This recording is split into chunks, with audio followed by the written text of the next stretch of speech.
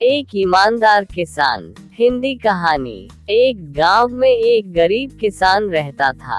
वह बहुत ही ईमानदार और मेहनती आदमी था। वह अपने छोटे से खेत में काम करता और बहुत ही खुश रहता था। पूरे गांव में किसान की ईमानदारी के बहुत ही चर्चे थे। उसका एक दोस्त था जो उस गांव के राजा के यहाँ सिपाही का काम करता था। वह किसान से उसके घर रोज मिलने जाता था। एक बार राजा ने अपने दरबार में एक ऐलान किया कि उसके बगीचे में काम करने वाला एक अच्छा सा कारीगर चाहिए जो उसके बगीचे के पेड़ पौधों और फूलों का ध्यान रख सके।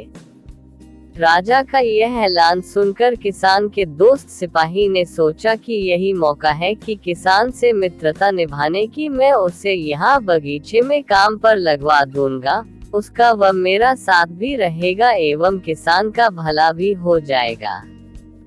ये सोचकर उसने राजा से कहा कि महाराज, मैं आपके लिए एक ऐसे आदमी को लेकर आऊंगा जो ये काम अच्छे से कर लेगा। सभी राजा ने उस सिपाही को आदेश दिया कि जाओ, कल से ही बगीचे में काम करने के लिए कह दो। उसी वक्त वह सिपाही अपने दोस्त किसान के पास पहुंच गया और उसने किसान को बगीचे के काम की सारी बात बता दी और किसान ने भी काम करने के लिए खुशी खुशी हाँ कर दिया। अगले ही दिन अपने दोस्त के साथ राजमहल पहुंच गया।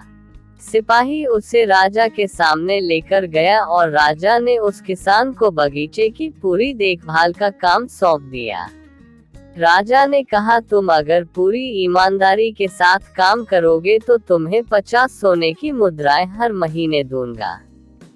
किसान खुशी खुशी बगीचे में काम करने के लिए हाँ कर देता है और वह उसी वक्त बगीचे में काम करने लगा।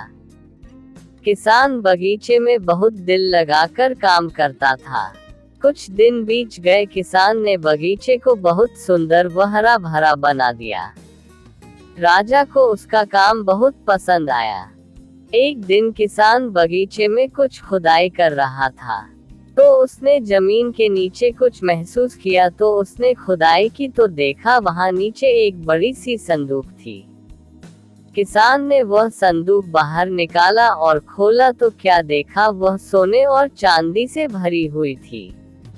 ये देखकर किसान बहुत खुश हुआ और अपनी ईमानदारी दिखाते हुए राजा के पास पहुंचा। राजा किसान की ईमानदारी देखकर बहुत खुश हुआ और उसके साथ वहां गया जहां किसान ने खजाना निकाला था। राजा ने देखा तो कहा, ये खजाना तो हमारे पुरखों का है, हम कई वर्षों से इसे खोज रहे थे। खजाना देख राजा बहुत ही खुश हो जाता है।